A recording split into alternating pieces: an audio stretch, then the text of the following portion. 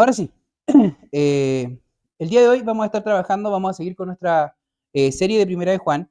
Y ahora sí entendí lo que me decía el hermano Beto en la mañana. Me decía, no entiendo por qué he visto esos versos, porque era un poquito más arriba la lectura. ¿Ya? Así que, por favor, acompáñenme a leer desde el capítulo 5, del verso 6 hasta el 12. ¿Ya? O sea, vamos a leer hasta el 9, ¿ya? Solamente para que no haya confusión. Dice así: Este es Jesucristo, que vino mediante agua y sangre, no mediante agua solamente, sino mediante agua y sangre. Y el Espíritu es el que da testimonio, porque el Espíritu es la verdad. Porque tres son los que dan testimonio en el cielo: el Padre, el Verbo y el Espíritu Santo, y estos tres son uno. Y tres son los que dan testimonio en la tierra: el Espíritu, el agua y la sangre. Y estos tres concuerdan. Si recibimos el testimonio de los hombres, mayor es el testimonio de Dios, porque este es el testimonio con el que Dios ha testificado acerca de su Hijo. A una primera lectura, sin duda, no parece un texto sencillo, como ya parece costumbre, con el más tonto del arco. No, broma. Después me va a tocar el pecado de muerte probablemente, que viene un poco más adelante. Sin embargo, luego de estudiar el texto, me di cuenta que en realidad no es tan complejo y que en realidad este texto puede responder a dos preguntas que quiero que tengan en su cabeza. La primera pregunta es: ¿crees que Jesús es el Cristo? Y la segunda es: ¿qué vas a hacer respecto a eso? Cuando vemos nuestro texto, vemos que Juan, en cierta manera, comienza a hablar de al menos tres cosas interesantes aquí. Lo primero es que dice que aquel que vino mediante agua y sangre, ¿quién es este que vino mediante agua y sangre? Jesucristo. Para este texto que habla del agua y de la sangre hay varias interpretaciones, pero sin duda, para mí la que fue más clara es la que tiene que ver con que el agua y la sangre, y así como posteriormente nos habla del Espíritu, tiene que ver con el ministerio que hizo Jesús en la tierra. Dice: y este es aquel que vino mediante agua y sangre. ¿Quién? Jesucristo. No solo en agua, sino en agua y con sangre. Y el Espíritu es el que da testimonio, porque el Espíritu es la verdad. Por eso el día de hoy vamos a ver tres cosas, tres evidencias que nos dicen por qué Jesús es el Hijo de Dios. Tres asuntos que son, por así decirlo, el testimonio, la evidencia, que como dice el verso 9, son el testimonio, la evidencia que Dios está colocando sobre la mesa, diciendo: miren, este es el Hijo de Dios y estas son las razones. La primera razón que vemos acá cuando se nos habla de agua, ese va a ser nuestro primer punto. El segundo, ¿a qué se refiere cuando el texto nos está hablando de la sangre, verdad? Y el tercer asunto es a qué se refiere cuando nos habla del Espíritu. Primero, cuando podemos ver estos textos, al menos el agua y la sangre, podemos ver el asunto de Jesús y su ministerio en el bautismo y en su sacrificio. Lo primero que tenemos que ver con el bautismo, que es lo que nos estaba leyendo la hermana Elisa, me gustaría, todo el mundo seguramente ha escuchado de Juan el Bautista, ¿ya? Su apellido, su profesión. Cuando vemos la historia de Juan el Bautista, es bastante interesante porque muchas veces no nos preguntamos por qué Juan el Bautista tenía que bautizar, ¿verdad? Lo primero que sabemos es que ese es un bautismo diferente al bautismo cristiano. Era un bautismo que Juan estaba haciendo por otras razones. Y en el texto que estuvimos leyendo, sin duda nos enseña acerca de esto. Si me pueden acompañar en sus Biblias o en el monitor, vamos a Juan, capítulo 1, verso 19. Dicen: este es el testimonio de Juan. ¿Se dan cuenta cómo hay una palabra interesante ahí que se está empezando a repetir en el texto? Dice, de hecho este es otro texto, pero el mismo autor, y dice: este es el testimonio de Juan. Cuando los judíos enviaron sacerdotes y levitas a Jerusalén a preguntarle: ¿quién eres tú? Él confesó y no negó y dijo: yo no soy el Cristo, yo no soy el Mesías. O sea, aunque está en forma implícita, ¿qué le fueron a preguntar? ¿Eres tú el Mesías? Y él responde: no, no lo soy. Entonces, ¿qué le dijeron? ¿Eres Elías? ¿Eres un profeta? No, no lo soy. No, respondió Juan. Entonces le dijeron: bueno, ¿y quién eres tú entonces? Y él simplemente dice: yo soy una voz que clama en el desierto, enderecen los caminos del Señor, como dijo el profeta Isaías. Básicamente, ¿qué les dice Juan? Yo soy el que viene antes del Mesías, ya haciendo mención a una profecía que hay en Isaías. Dice, los que habían sido enviados eran fariseos, eran conocedores de la ley, personas que estudiaban las escrituras y le preguntan entonces, y esta pregunta es clave, ¿por qué bautizas? O sea, literal, ¿por qué, Juan, estás haciendo lo que estás haciendo? ¿Por qué estás bautizando judíos si tú no eres el Mesías, ni Elías, ni un profeta? Y Juan le respondió, yo bautizo en agua porque entre ustedes, entre la gente, hay uno a quien ustedes no conocen, a quien ustedes no han visto, a ese que viene después de mí. Recuerden arriba, la voz que clama en el desierto, de quien yo no soy ni siquiera digno de desatar la correa de su sandalia. O sea, Juan está diciendo, yo estoy aquí porque el bautismo, y después aclara un poco más, en cierta manera es un medio para yo poder reconocer entre ustedes al que viene después de mí, reconocer a este Mesías. Verso 28. Estas cosas sucedieron en Betania, al otro lado del Jordán, donde Juan estaba bautizando.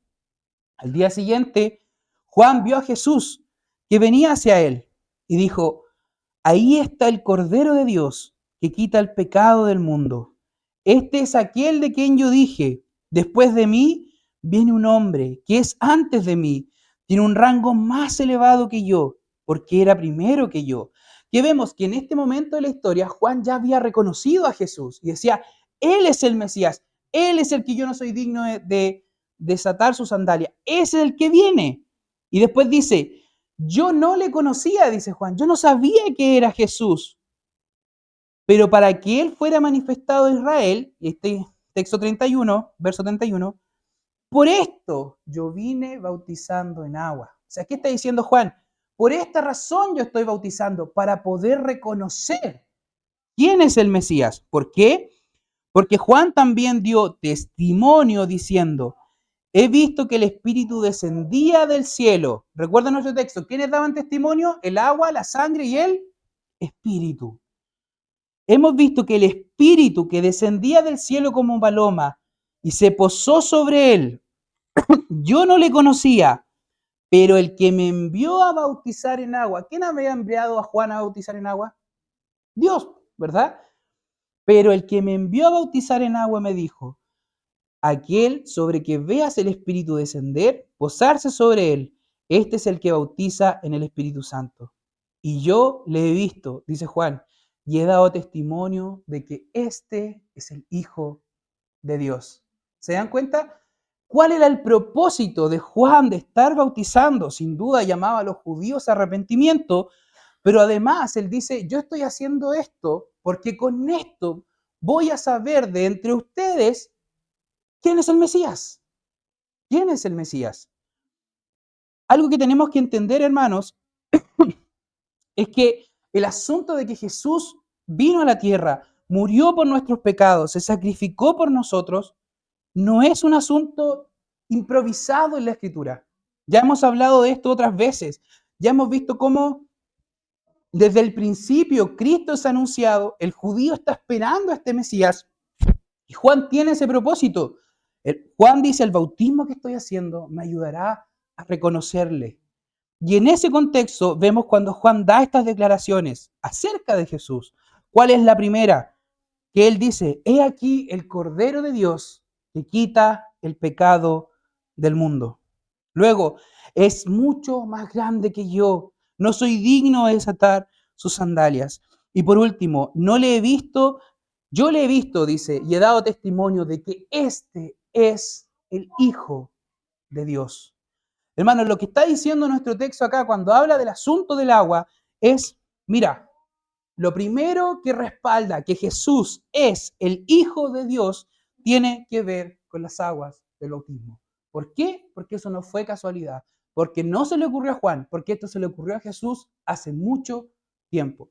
De hecho, incluso algunos autores hacen una alegoría bien interesante. Siempre se compara a Israel como el Hijo de Dios, al pueblo de Israel, y se compara a Cristo como el verdadero Hijo de Dios, como un mejor Hijo de Dios, uno perfecto. Porque incluso si ustedes ven la historia, ¿qué pasa al pueblo de Israel? Llega un momento en que tienen que cruzar, ¿qué cosa? Historia de Moisés, clásica. El mar rojo. Pasa por el agua y ¿hacia dónde va? Cuando pasa al desierto, ¿verdad? ¿Qué ocurre con Cristo? Pasa por las aguas del bautismo y luego pasa al desierto. Pero ¿cuál es la diferencia? ¿Qué hace Israel cuando está en el desierto? Constantemente falla en contra de Dios y a las tentaciones. Falla en la tentación de cuando tienen hambre, falla en la tentación, etc. Pero ¿qué hace Cristo? Él no falla. Y está esos 40 días y Él sí logra cumplir en todo. Porque Él es un mejor y verdadero. Él es el mejor y verdadero Hijo de Dios. Entonces, cuando vemos el asunto del agua en la Escritura, cuando vemos el asunto de esta ratificación de que Él es el Hijo de Dios, no es una casualidad. ¿Ya? Punto 2, con la sangre. Este quizás es el asunto más claro y sencillo de encontrar. La sangre simboliza el sacrificio de Jesús. El primero es su inicio de ministerio, el segundo, comillas, el final, cuando vemos que Cristo es sacrificado. Y este asunto sí que está repleto en la Escritura. Cuando nos vamos a Génesis 3:5, Génesis 3:15, perdón, ya ahí vemos cómo se está hablando acerca de este Salvador herido. En el momento en que la mujer y el hombre caen en pecado, que están siendo maldecidos, el Señor Dios le dice a la serpiente: sin embargo, serpiente, vendrá un Salvador. ¿Y qué va a hacer este Salvador? Va a pisarle la cabeza a la serpiente. La va a destruir, pero sin embargo, la serpiente lo va a morder en su talón. En palabras chilenas, Él va a venir, va a destruir a la serpiente, pero no va a ser gratis. Es un Salvador, pero es un Salvador herido. Luego, más adelante, podemos ver cómo constantemente este sacrificio se está anunciando, pero quiero que por favor me acompañen, si es posible, a Isaías 53, que es quizás uno de los textos más claros donde se habla de que Jesús es el Hijo de Dios. Isaías 53, verso 1, dice: ¿quién ha creído nuestro mensaje? ¿Quién se ha revelado en el brazo del Señor? Creció delante de él como un renuevo tierno, como raíz de tierra seca. No tiene aspecto hermoso ni majestad para que lo miremos, ni apariencia para que lo deseemos. Fue despreciado y desechado por los hombres, varón de dolores y experimentado en aflicción. Y como uno a quien los hombres esconden el rostro, fue despreciado y no lo estimamos. Ciertamente él llevó nuestras enfermedades y cargó con nuestros dolores. Con todo, nosotros lo tuvimos por azotado, por herido de Dios y afligido. Pero él fue herido, traspasado por nuestras transgresiones, molido por nuestras iniquidades. El castigo por nuestra paz cayó sobre él, y por sus heridas, sus llagas, fuimos nosotros sanados. Todos nosotros nos descarriamos como ovejas, nos apartamos cada cual por su camino, pero el Señor hizo que cayera sobre él la iniquidad de todos nosotros. Fue oprimido y afligido, pero no abrió su boca. Como cordero fue llevado al matadero y como oveja ante sus trasquiladores permaneció mudo. Él no abrió su boca. Por opresión el juicio fue quitado, y en cuanto a su generación, ¿quién tuvo en cuenta que él fuera cortado de la tierra de los vivientes por la transgresión de su pueblo? ¿A quién corresponde la herida? Se dispuso con los impíos su sepultura, pero con el rico en su muerte, perdón, pero con el rico fue en su muerte, aunque no había hecho violencia, ni había engaño en su boca. Pero quiso el Señor quebrantarlo, sometiéndolo a padecimiento. Cuando él se entregue a sí mismo como ofrenda de expiación, verá su dependencia prolongada por días, y su voluntad del Señor, su mano prosperará.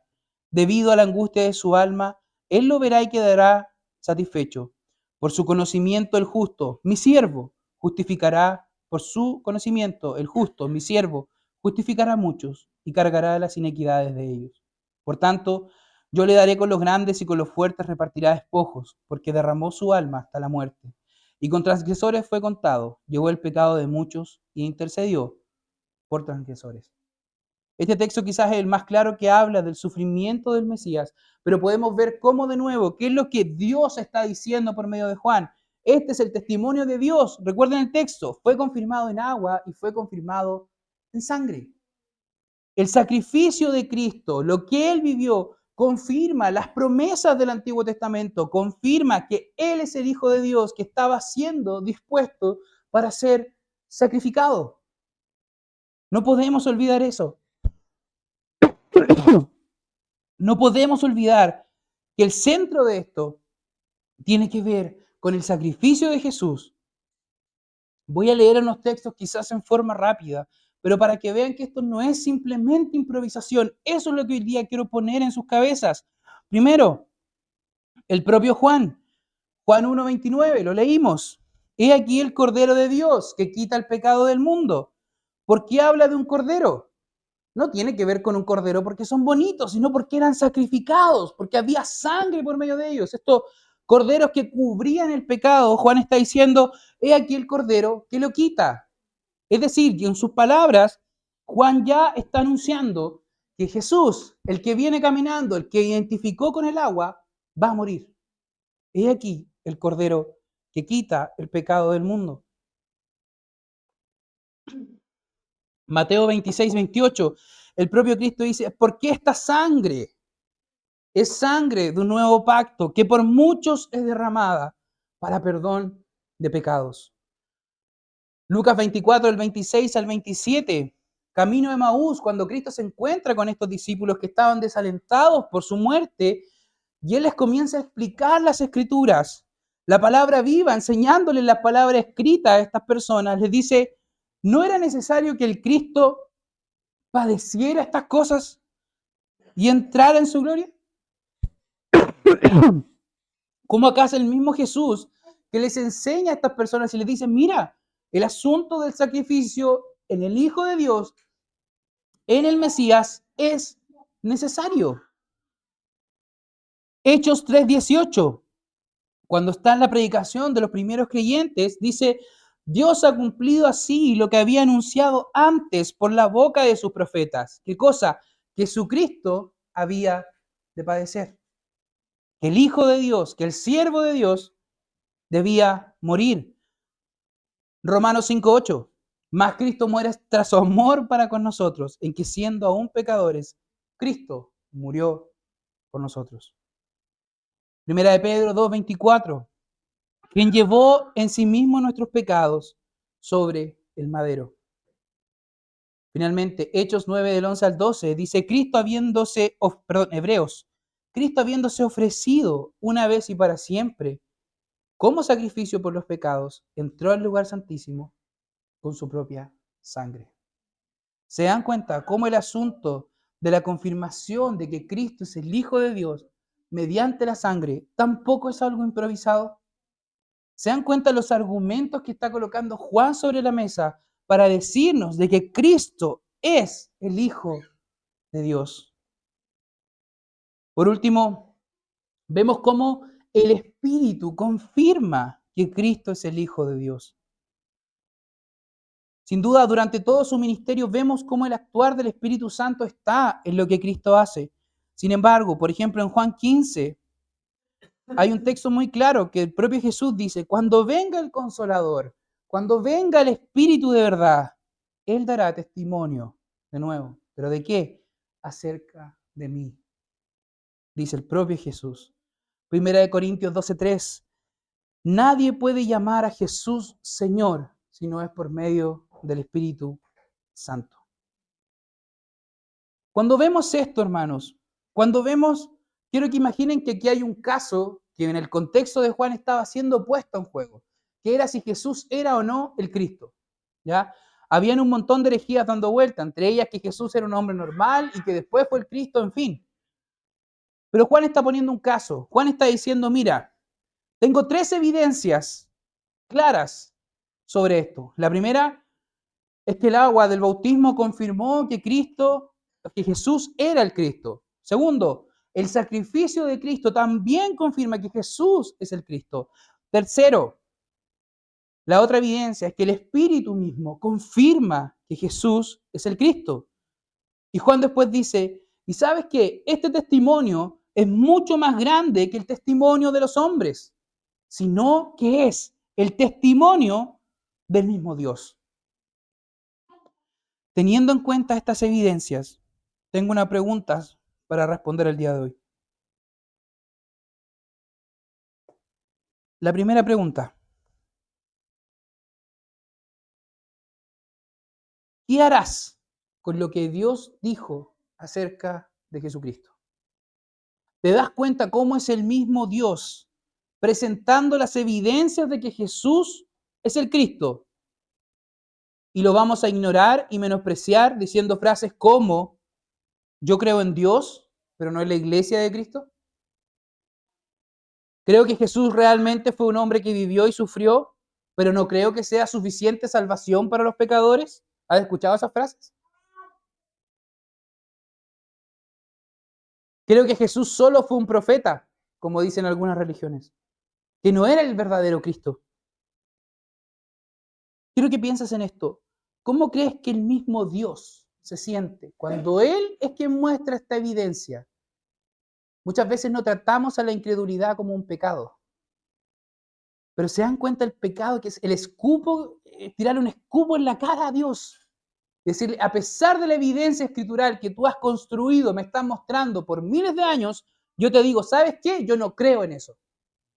Yo no creo en que Cristo sea el Salvador de los hombres. Yo no creo en que Cristo haya muerto por mí. ¿Saben qué es lo peor?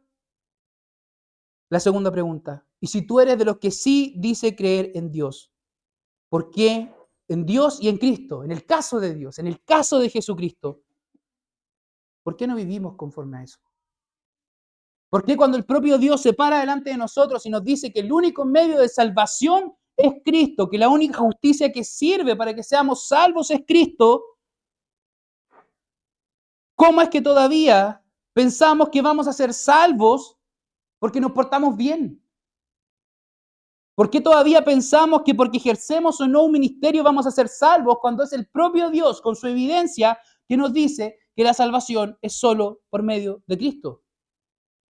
¿Por qué si el propio Dios se para delante de nuestra iglesia y nos dice, mira, este es Jesús, este es su sacrificio, esta es la verdad confirmada por el Espíritu de verdad, no vivimos el cristianismo en serio? ¿Por qué todavía seguimos jugando hasta cuán mundanos podemos ser cuando el propio Dios nos muestra evidencia de que este asunto es real? Hermanos, hace poco escuchaba a un predicador respecto a esto y conversaba con la Paula y decía, siento que este hombre agarra la Biblia y empieza a pegar a la gente. Pero después de ver bien el texto, después de ver que Dios está ahí, mostrándome evidencia de que Jesús es el Cristo, veo este texto y es como que si Dios se pusiera delante de mí y me va a decir, Leo, ¿hasta cuándo? ¿Hasta cuándo vas a vivir viviendo un cristianismo a medio morir saltando? Haciendo lo mínimo, haciendo lo mínimo posible por honrar al Rey de Gloria, al Hijo de Dios y al Padre. De nuevo, aquí está la evidencia mostrada por el mismo Dios. Y es como que yo le dijera, sí, me parece y me hace sentido, pero vivo como si eso no fuera así.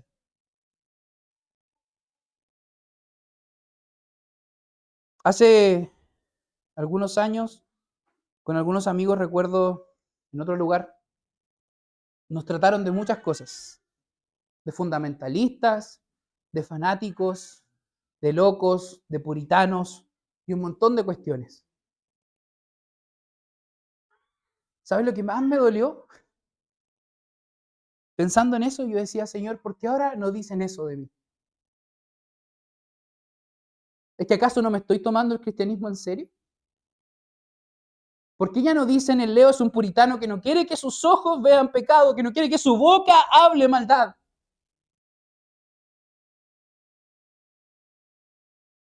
Cuando la evidencia de que nuestro Cristo es el Hijo de Dios sacrificado por nosotros está ahí delante. Hermano, Juan se ha dedicado una carta entera a enseñarnos si somos o no somos. Y hoy día está poniendo sobre la mesa la mayor evidencia que Jesús es el Cristo. Y te vuelvo a hacer la pregunta, ¿vas a seguir viviendo como si eso no estuviera ahí? Una vez un pastor, de hecho recuerdo, fue hace años, y el pastor Casanova igual era expositor en eso, dijo, ¿sabes qué? Si no quieres vivir conforme a que Cristo es el Hijo de Dios, mejor ándate al mundo. ¿Para qué le vaya a pasar mal aquí si no estás dispuesto a sufrir y a vivir conforme a esto? De hecho, él usó palabras muy duras. Él como decía, ¿tienes problemas con la sexualidad? Bueno, ve y ándate con 2, 3 mujeres al infierno, problema tuyo. Pero en el cristianismo, en lo que Dios está planteando aquí, Él no está jugando. Porque básicamente está diciendo, desde el momento cero, desde Génesis 3:15, anuncié a mi Hijo, anuncié su salvación y anuncié que solamente por medio de Él seremos salvos. Por último, y para terminar, hermanos, nuestra salvación no descansa en que tengamos una fe reformada, en que tengamos el culto correcto, que nuestro hermoso culto anglicano sea totalmente estable, o en cuanto hacemos para Dios o no, ni en cuán fiel eres el servicio a la iglesia. Esas pueden ser evidencias de que has creído esta verdad expuesta por Dios. Pero hermano, no son lo que te va a llevar a la salvación. Solamente es Cristo y solo su sacrificio lo que ha expuesto el propio Dios en este texto. Te invito a que este día oremos y que oremos también por aquellos que no conocen a Cristo. Si lo vemos como un juicio, piensa en esto. Dios está exponiendo el caso de Jesús. La semana que viene el hermano Beto va a seguir trabajando evidencias respecto a esto. Y de nuevo está la pregunta, para ti, que estás ahí, que miras el cristianismo a veces de lejos, que eres simpatizante, que estás con una patita aquí, una patita allá, te pregunto, ¿qué vas a hacer con la evidencia de que el propio Dios está poniendo sobre la mesa? Y para ti que sí has creído en Cristo y que sí has visto evidencia y has visto tu fe decaer, te recuerdo, la incredulidad es compleja. Vuelve a estas evidencias, pídele al Señor que te ayude y tomémonos esta cuestión en serio. Porque al menos yo lo que veo aquí es que Dios no está jugando. Porque si nos fijamos en lo que realmente nos muestra o revela el sacrificio de Cristo, da evidencia de que Él fue su sangre. Oremos. Señor, frente a las evidencias, Dios, que tú mismo has colocado sobre nosotros, delante nuestro. Las evidencias, Señor, que incluso construiste desde antes de la fundación del mundo, que construiste en Génesis. Y ya nos hablabas del rol del agua por medio de Juan el Bautista, cómo esta iba a ser una confirmación de que Cristo era el Hijo de Dios y era necesario que Él padeciese, Señor. Y que tú nos fuiste mostrando, Dios, desde mucho antes, cómo tu Hijo iba a sufrir y al final iba a justificarnos por nuestros pecados, iba a cargar, Señor, con toda tu ira por nosotros. Padre, permítenos, por favor, reaccionar en la forma correcta, responder en la forma correcta ante esta verdad. Como decía alguien por ahí, Dios ha hablado. ¿Qué vas a hacer al respecto? ¿Qué vamos a hacer al respecto? Señor, no importa si el día de mañana nos llaman fanáticos, locos, santurrones o lo que sea. Yo no veo, Señor, que el día de mañana estemos delante de tu presencia y tú me digas, ¿sabes qué, Leo? El problema fue que me tomaste demasiado en serio. Yo no creo que eso sea un problema. Ayúdanos, Señor, como comunidad, como iglesia, a tomarte en serio. Porque te has dado el tiempo, Señor, de escribir evidencias sobre nosotros para que creamos que Jesús es el Hijo de Dios. Para que creamos que su sacrificio es suficiente. Para que busquemos su gloria. Señor, que tu Espíritu nos confirme que Él es el Hijo de Dios. Y nos haga ir a las evidencias. Ayúdanos, Señor, como decía en la Escritura, ayúdame en mi incredulidad, en mi temor, Señor, a entender que esta cuestión no es juntarnos el domingo y pasarlo bien, que realmente es algo real, que Cristo murió por nosotros y vivir conforme a esa verdad, que mi matrimonio, que mi crianza de mi hijo, Señor, que la vida de iglesia viva conforme a esa verdad. Ayúdanos, Señor, cuando somos incrédulos.